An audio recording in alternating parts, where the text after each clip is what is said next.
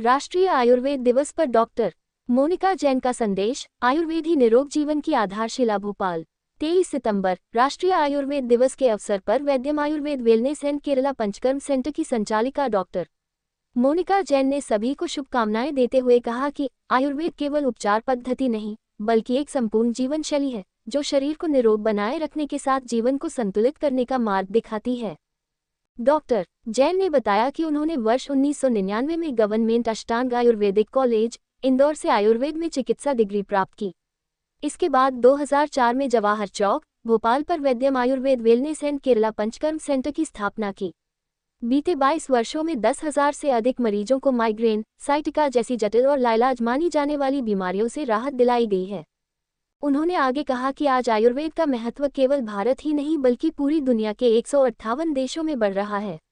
लोग धीरे धीरे ये समझने लगे हैं कि आधुनिक जीवन शैली की बीमारियों से बचाव और उपचार का सबसे सशक्त माध्यम आयुर्वेद है।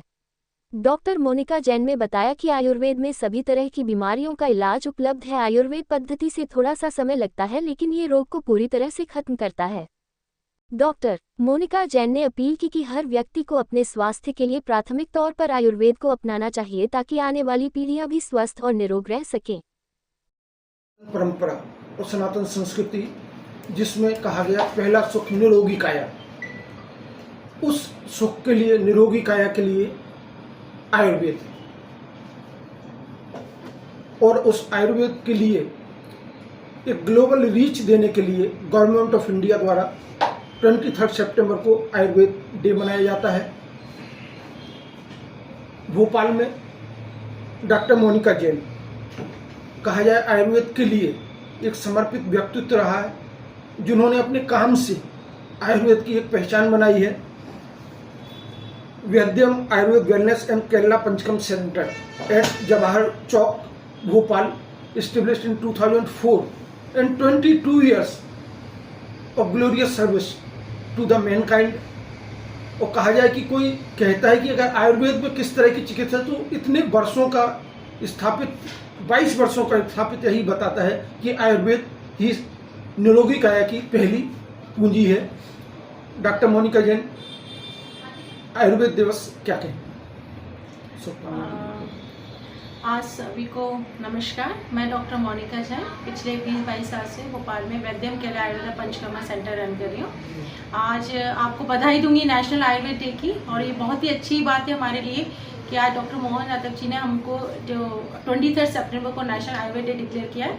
और ये डे चुनने का सिर्फ एक ही मोटिव था कि आज जो दिन और रात एक समय रहता है, इस कारण से इसको नेशनल आयुर्वेद डे डिक्लेयर किया है। और उसका मेन मोटिव है Ayurveda for people, Ayurveda for the planet. ये इसका हमारा आज का मोटिव है। और मैडम आयुर्वेद में नई नई चीज़ें अभी आती जा रही हैं और आपको 22 साल हो गए इस सेंटर को चलाते हुए, तो 22 साल में कैसा कैसा इम्प्रूवमेंट हुआ? देखिए, पहले जब आयुर्वेदा था तो उसमें एक कहा जाता था कि पुड़िया वाली दवा होना चाहिए, रसौषधि होनी चाहिए, पीस के होना चाहिए, तो वो पेशेंट के लिए इतना इजी नहीं था। लेकिन अभी आयुर्वेदा बहुत एडवांस हो गया है। अभी हम लोग पूरा हर्ब्स बेस्ड मेडिसिन यूज़ करते हैं। और मेरा स्पेशलिटी केरला आयुर्वेदा क्यों है, क्योंकि वहाँ पे जो हम लोग बुक्स फॉलो करते हैं वो अष्टांग हृदय सहस्त्र योग यूज़ करते हैं, जिसमें प्योर मेडिसिन हर्ब्स के ही कषायम यानी लिक्विड फॉर्म में मेडिसिन होते हैं और उसके कोई भी साइड इफेक्ट्स नहीं होते। जो आज की मिसकंसेप्शन है कि अगर आपने पुड़िया या रसौषधि की मेडिसिन दिए तो वो मेटल्स होता है, वो जाके अपने किडनी को इफेक्ट करता है।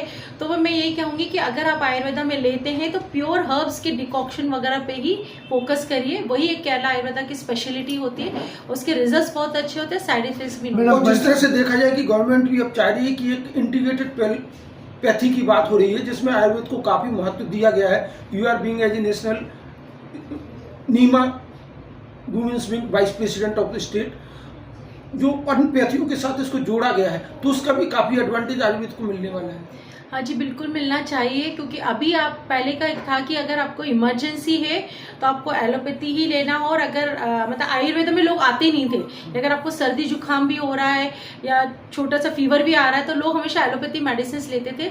इंटीग्रेटेड में रहने का ये फायदा हुआ कि अगर आपको कुछ भी छोटी मोटी बीमारी भी हो रही है तो हम इसमें आयुर्वेद से ठीक कर सकते हैं। गवर्नमेंट के लिए, और ये बहुत अच्छी बात है। और मेडिसिन भी बहुत ईजी गोइंग हो गई अब। अभी ऐसा नहीं है कि आपको बहुत कड़वी दवाइयाँ हैं कुछ है तो आपको प्रॉब्लम आता है। अच्छा मैडम, पंचकरण का जो आता है समय, पंचकरण लोग की तरफ ज़्यादा जा रहे हैं, तो उसके पेशेंट किस टाइप के? देखिए मैं बताती हूँ, आयुर्वेद एक तरह से दो तरह से ट्रीटमेंट किया जाता है एक आयुर्वेदा में। एक औषधि चिकित्सा जिसको बोलते हैं शमन चिकित्सा, एक होता है शोधन चिकित्सा ना, डिटॉक्सिफिकेशन करना, प्योरिफिकेशन। यानी कोई सिंपल अगर कोई पेन की प्रॉब्लम, कोई भी बेसिक दवा अगर प्रॉब्लम लेके कोई आता है तो हम उसमें पहले उनको शमन चिकित्सा यानी औषधि के द्वारा ही पेशेंट को ठीक करते हैं। लेकिन अगर कोई पेशेंट क्रॉनिक है, 10 साल 15 साल 5 साल से प्रॉब्लम लेके आया है, तो उनको शमन चिकित्सा के साथ हम लोग उनको अपना ये शोधन चिकित्सा है ना, डिटॉक्सिफिकेशन करते हैं और उसी को हम पंचकर्मा करते हैं। पंचकर्मा 5 कर्म होते हैं। अगर आप चाहें तो मैं डिटेल में इसके और इसके अगर देखा जाए, जैसे आपने पंचकर्म का बताया है, तो जिस तरह की एक स्ट्रेसफुल और फास्ट लाइफ आजकल लोग जी रहे हैं, तो मुझे लगता है कि एक पंचकर्म को अपने एक रेगुलर बेसिस पर लोगों को अपनाना चाहिए। बिल्कुल, ये एक हेल्दी पर्सन के लिए भी डिटॉक्सिफिकेशन का प्रोसेस है। जरूरी नहीं है कि कोई किसी को डिजीज है तो या पंचकर्मा करते हैं। और आज के ज़माने में हर कोई 6 महीने में मेरे पास आके डिटॉक्सिफिकेशन का प्रोसेस कर रहा है, क्योंकि उनकी लाइफस्टाइल बहुत बेकार है। आपने कहा 6 महीने में डिटॉक्सिफिकेशन कर रहा है। जवाहर चौक पर आप लोग